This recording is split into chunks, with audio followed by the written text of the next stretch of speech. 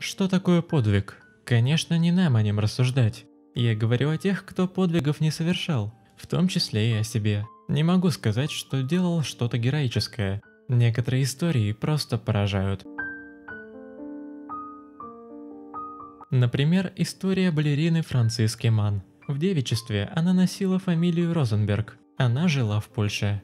Женщина была очень красивой, грациозной и талантливой. Франциска мечтала выступать на большой сцене. Вселенная почему-то не исполнила ее желание. Впрочем, стань Манн просто выдающейся балериной, она бы вряд ли сделала что-то героическое. В общем, судьба была жестока, но, наверное, справедлива. Фамилии женщины, особенно девичья, намекали, что у немцев к ней будут вопросы. Франциска попала в гетто в Варшаве.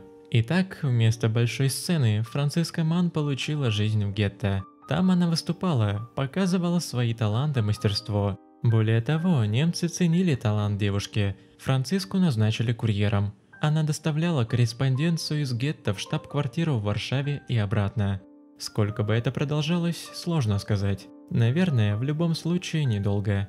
Немцам не нужны были евреи так же, как и русские, и поэтому преступники придумали хитроумный план, который они легко воплотили в жизнь. Немцы пустили слух, что из гетто будут высвобождены те евреи, которые имеют на руках паспорт нейтральной страны, а евреи, которые еще не попали в гетто, не будут преследоваться. Это была приманка. Не могу сказать, кто разработал этот план, но он был гениальным. Если можно назвать гениальным что-то очень плохое. Гитлеровцы решали следующую задачу. Они выявили евреев, которые скрылись в чистой части города. Паспортов нейтральных государств почти ни у кого не было в еврейской среде. Но и тут гитлеровцы придумали хитрый ход. Они объявили, что за сумму, равную примерно $1500, можно купить аусвайс Аргентины, Бразилии или какой-нибудь другой заморской страны. Сейчас эту сумму можно оценивать более чем $20 000, то есть в 1,5 миллиона рублей. Ради возможности жить можно и квартиру продать. Расчет был идеальный. Евреи сами несли деньги Гитлеру, заявляли о себе, а преступники составляли списки, получали финансы и обещали польским евреям счастливую жизнь за океаном. Нужно отметить, что несколько сот евреев смогли спастись, действительно уехав из Польши, но это все была часть реализации деятельности пирамиды, как МММ. Первые получили большие деньги, купили машины, остальные потеряли все вложенное.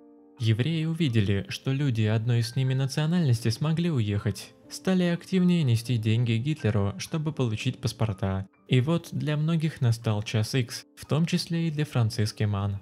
Евреям подали роскошный поезд, в состав уселось около 3000 человек, среди них была и наша балерина. Евреям рассказали, что поезд пойдет через Германию, но состав пошел совсем в другую сторону. Спустя какое-то время поезд остановился. Объявили, что состав дошел до границы. Перед пассажирами выступил Франц Хеслер. Он представился сотрудником МИДа Рейха, но его должность звучала иначе – начальник охраны Освенцима.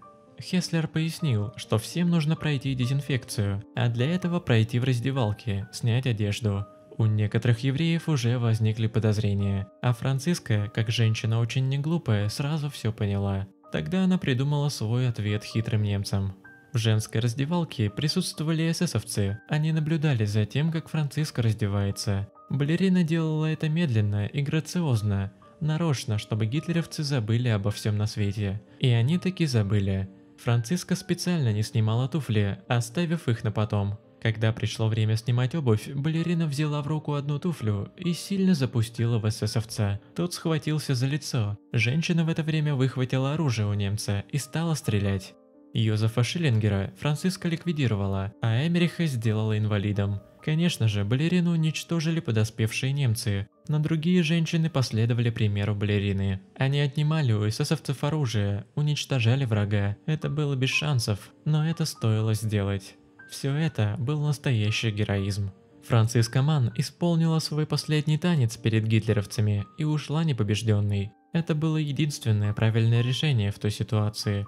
Может, где-то там, в другом мире, Франциска танцует в красивых нарядах перед благодарной публикой на большой сцене, как она и мечтала. Если вам понравилось, не забудьте поставить лайк, подписаться на канал Загадки Истории и нажать на колокольчик, чтобы не пропустить новые видео.